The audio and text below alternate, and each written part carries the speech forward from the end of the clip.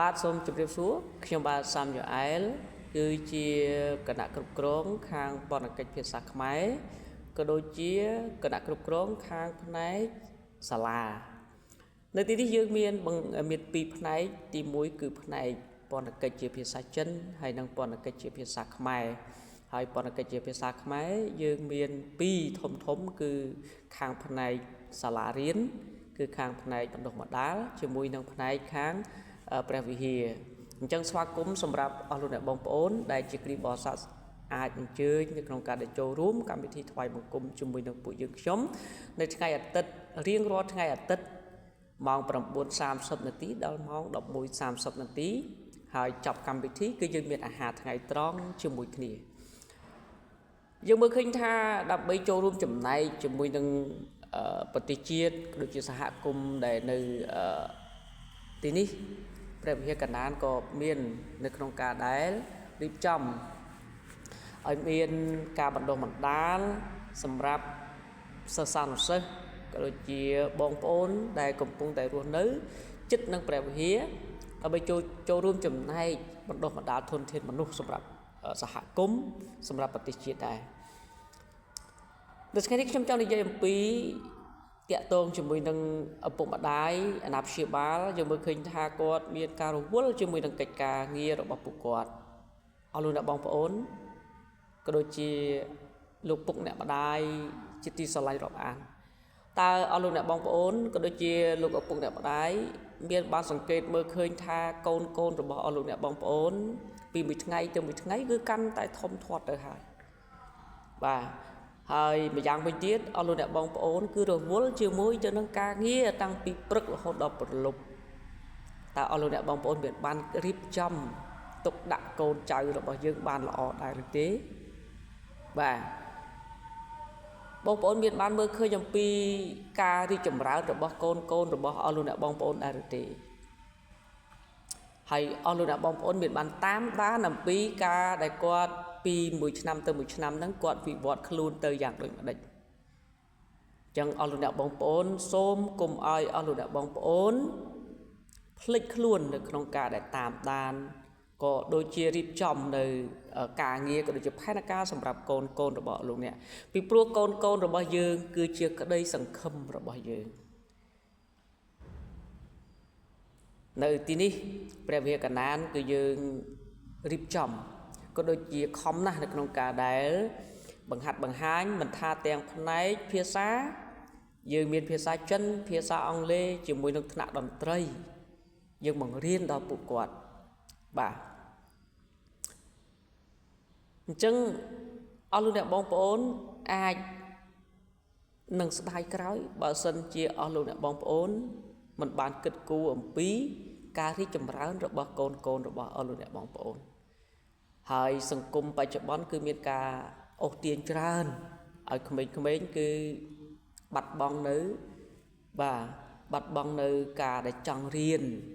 បាទចង់ដើរលេងចង់លេងតែល្បែងឬក៏ដូចជាហ្គេមតាមអនឡាញអីចឹងទៅអញ្ចឹងខ្ញុំសូមលើកទឹកចិត្តអស់លោកអ្នកបងប្អូនដែលមានកូនដែលនៅជិតជាមួយនឹងព្រះវិហារគឺមានការផ្ដោតសំខាន់ទៅលើក្រមសីលធម៌គឺយើងបានបង្រៀនសីលធម៌ដល់ពួកគាត់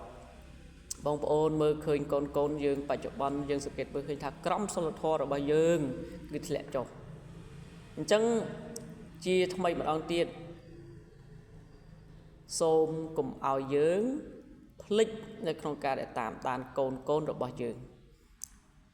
ជាចុងក្រោយខ្ញុំសូមឲ្យអស់លោកអ្នកបងប្អូនដែលមានកូនសូមកុំបណ្ដោយពេលវេលា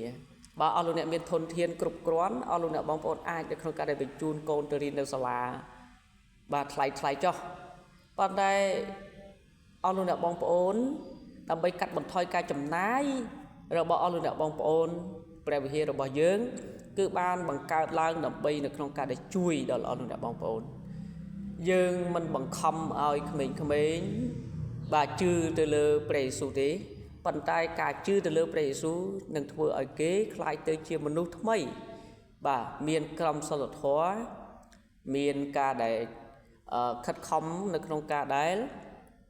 ខិតខំការរៀនសូត្រជាពិសេសគឺការគោរពដល់ឪពុកម្ដាយបងប្អូនកូនយើងរៀនបានល្អប៉ុណ្ណាក៏ដោយកូនរបស់យើងមានសមត្ថភាពយ៉ាងណាក៏ដោយប៉ុន្តែបើសិនជាអត់មានការគោរពដល់ឪពុកម្ដាយកូនរបស់អស់លោកអ្នកបងប្អូនក៏ដូចជាគ្មានន័យដែរពីព្រោះអីពីព្រោះកូនគឺជាសេចក្តីសង្ឃឹមរបស់យើងមែនទេអស់លោកអ្នកបងប្អូនអញ្ចឹងនៅកន្លែងយើងមានបង្រៀនភាសាចិនភាសាអង់គ្លេសជាមួយនឹងតន្ត្រីមានអកឬក៏ piano មានហ្គីតាហើយនិងស្គរដែលយើងបង្រៀន free ហើយយើងមានគម្រោងនៅក្នុងការដែលបង្កើតឲ្យមានថ្នាក់កុំព្យូទ័រឥឡូវយើងមាន2គ្រឿងសម្រាប់ការដែលប្រើប្រាស់សម្រាប់បង្រៀនប៉ុន្តែយើងរកគ្រូអត់ទាន់បានទេនៅក្នុងការដែលបង្រៀនប៉ុន្តែអស់លោកអ្នកបងប្អូនអាចមកដើម្បីនឹងរៀនខ្លួនឯងបានបាយអក្សរឬក៏អីខ្លួនឯងបានប៉ុន្តែអ្វីដែលសំខាន់ដូចខ្ញុំនិយាយមិញអញ្ចឹងកូនអស់លោកអ្នកបងប្អូនមានចំណេះដឹងខ្ពស់ប៉ុណ្ណាក៏ដោយប៉ុន្តែបើគាត់គ្មានសេចក្តីស្រឡាញ់ចំពោះឪពុកម្ដាយកូននោះក៏មិនមែនជាកូនរបស់យើងដែរហើយមកក៏មិនមែនជាសេចក្តីសង្ឃឹមរបស់យើងដែរនៅក្នុងព្រះគម្ពីរខាងជំនឿគ្រីស្ទបរិស័ទបានបង្រៀនយើងឲ្យយើងបានដឹងថាបាទយើងជាកូនទៅធ្វើយ៉ាងម៉េចអញ្ចឹងខ្ញុំសូមអានជូនខ្លីទេគឺជាពាក្យមួយដើម្បីនៅក្នុងការដែលលើកទឹកចិត្តដល់អស់លោកអ្នកបងប្អូនហើយគិតអំពីកូនរបស់យើងអញ្ចឹងនៅក្នុងព្រះគម្ពីរគឺបង្ហាញថាឲ្យយើងខំបាទឲ្យយើងខំព្រៀនប្រដៅកូនរបស់យើងបាទអញ្ចឹងឲ្យកូនរបស់យើងត្រូវតែដឹងអំពីការលះបង់របស់ឪពុកម្ដាយរបស់យើងអញ្ចឹងនៅក្នុងព្រះគម្ពីរក៏ដូចជាការបង្រៀនគ្រីស្ទបរិស័ទរបស់យើងគឺផ្ដោតសំខាន់ណាស់ទៅលើក្រមសីលធម៌អញ្ចឹងបើកូនអស់លោកអ្នកបងប្អូនគ្មានក្រមសីលធម៌គ្មានវិជ្ជាជីវៈឬក៏គ្មានអរិយាប័ត្រសមរម្យទេទោះបីជាគេមានចំណេះដឹងល្អយ៉ាងណាក៏ដោយតែគេមិនបាននឹកចាំពីបងប្អូនដែរនឹកចង់ចាំពីឪពុកម្ដាយរបស់គេទេបាទអញ្ចឹងគឺសំខាន់ណាស់នៅក្នុងព្រះគម្ពីរទំនុកដំកើងក្នុងព្រះគម្ពីរនិខុម្នាងការកត់ត្រាបានបញ្ជាក់យ៉ាងថាឲ្យយើងត្រូវតែខិតខំនៅក្នុងការដែលបង្ហាត់បង្រៀនកូនរបស់យើងដើម្បីឲ្យគេឲ្យគេមានគំនិតមួយពិសេសគឺអីគេចូលឲ្យគោរពប្រតិបត្តិដល់ឪពុកម្ដាយដើម្បីឲ្យបានអាយុវែងនៅក្នុងស្រុកដែលព្រះយេហូវ៉ាជាព្រះនៃឯងទ្រង់ប្រទានឲ្យបាទកុំឲ្យសម្លាប់មនុស្សឲ្យសោះកុំឲ្យផិតគ្នាឲ្យសោះកុំឲ្យលួចប្លន់ឲ្យសោះកុំឲ្យធ្វើទីបន្ទាល់ខ្លែងទាស់នឹងអ្នកចិត្តខាងខ្លួនឲ្យសោះកុំឲ្យលោភចង់បានផ្ទះអ្នកចិត្តខាងខ្លួនឲ្យសោះក៏កុំឲ្យលោភចង់បានប្រពន្ធគេឬបាវប្រុសបាវស្រីគេក្តីឬគោលាឬរបស់អ្វីផងអ្នកចិត្តខាងខ្លួនឲ្យសោះគេអត់លោកបងប្អូនសំខាន់ណាស់ក្នុងជីវភាពរស់នៅប្រចាំថ្ងៃបើសិនជានៅក្នុងសហគមន៍ទាំងមូលយើងមានអានទាំងអស់នៅក្នុងខ្លួនរបស់យើងសហគមន៍របស់យើងនឹងក្លាយទៅជាសហគមន៍ដែលពោពេញទៅដោយភាពរីករាយអស់លោកអ្នកបងប្អូនមានបានមើលឃើញថាយើងពីមួយថ្ងៃទៅមួយថ្ងៃគម្លាតរបស់យើងជាមួយនឹងអ្នកជិតខាងរបស់យើងកាន់តែឆ្ងាយទៅដែលព្រោះអីដែលព្រោះការដែលយើងមិនបានស្មោះត្រង់ជាមួយនឹងគ្នាដែលព្រោះតែយើងគិតអំពីតែផលប្រយោជន៍របស់យើងប៉ុន្តែនៅក្នុងភាពការបង្រៀនរបស់យើងគ្រីស្ទបរិស័ទគឺយ៉ាងម៉េចយើងទូលមានដល់គ្នាទៅវិញទៅមកចូលឲ្យគោរពប្រតិបត្តិដល់ឪពុកម្ដាយដើម្បីឲ្យបានអាយុវែងនៅក្នុងស្រុកកូនរបស់អស់លោកអ្នកបងប្អូនមិនមែនសំខាន់នៅពេលដែលគេមានចំណេះដឹងខ្ពស់មានទ្រព្យសម្បត្តិទេសំខាន់នោះគឺគេចេះដឹងអំពីឪពុកម្ដាយគោរពឪពុកម្ដាយមើលថែដល់ឪពុកម្ដាយបើកូនអស់លោកអ្នកបងប្អូនមានបានខ្ពស់ប៉ុន្តែគេមិនខ្វល់ពីយើងតើកូននោះជាកូនរបស់យើងទេអត់ទេអញ្ចឹងសូមឲ្យយើងប្រយ័ត្នប្រយែងមួយទៀតកុំឲ្យសម្លាប់មនុស្សឲ្យសោះបងប្អូនមើលឃើញយើងនៅទីនេះគឺយើងមនុស្សគឺចាប់ផ្ដើមប្រែប្រួលបាទអញ្ចឹង យើងត្រូវតែទូមានក្មេងៗចំនួនក្រោយកុំឲ្យផិតគ្នាឲ្យសោះបងប្អូនគ្រាបោះសត្វគឺយកសង្កត់ធ្ងន់គឺការផិតក្បត់គ្នាណាបងប្អូនត្រូវដឹងថាក្រមសីលធម៌របស់យើងគឺស្មោះត្រង់នៅក្នុងព្រះគម្ពីរកុំឲ្យផិតគ្នាឲ្យសោះអញ្ចឹងនៅក្នុងសង្គមពេលបច្ចុប្បន្នលោកអ្នកបងប្អូនបានមើលឃើញដោយខ្លួនឯងអញ្ចឹងគ្រីបោះសត្វអស់លោកអ្នកបងប្អូនខ្ញុំទទួលស្គាល់ថាគ្រីបោះសត្វក៏មិនបាន 100% ទេប៉ុន្តែតាមអ្វីដែលខ្ញុំមើលឃើញបទពិសោធន៍របស់ខ្ញុំគ្រីបោះសត្វគឺប្រកាន់ភ្ជាប់ជាមួយនឹងការផិតក្បត់នេះគឺមិនឲ្យមានបាទព្រះអង្គបានបង្រៀនយើងថាឲ្យយើងស្រឡាញ់បាទស្រឡាញ់ប្រពន្ធរបស់យើងបាទតែមួយបាទកុំឲ្យលួចប្លន់ឲ្យសោះការបង្រៀនកុំឲ្យយើងលួចប្លន់គេកុំឲ្យចង់បានរបស់គេបាទកុំឲ្យធ្វើជាសាកសីคล้ายคล้ายទីបន្ទាល់คล้ายคล้ายទាស់នឹងអ្នកចិត្តខាងខ្លួនឲ្យសោះអញ្ចឹងយើងបានលុយច្រើនផលប្រយោជន៍ច្រើនប៉ុន្តែអស់លោកអ្នកបងប្អូនបាត់បង់ភាពជាមនុស្សបងប្អូនសប្បាយចិត្តទេនៅពេលដែលសង្គមទាំងមូលមានបញ្ហាទាំងអស់នឹងកើតឡើងអត់ទេអញ្ចឹងហើយបានជាគ្រីបោះសត្វខំចូលរួមជាមួយនឹងរដ្ឋាភិបាលយើងដើម្បីបណ្ដុះបណ្ដាលធនធានមនុស្សដើម្បីអប់រំដល់ប្រជាជនឲ្យចេះនៅក្នុងការដែលស្រឡាញ់គ្នាបាទកុំឲ្យលោភចង់បានផ្ទះរបស់អ្នកជិតខាងឲ្យសោះបងប្អូនសូមឲ្យយើងស្កប់ចិត្តនៅអ្វីដែលយើងមានហើយកុំចង់បានរបស់គេខំរកដោយដៃខ្លួនឯងទៅអញ្ចឹង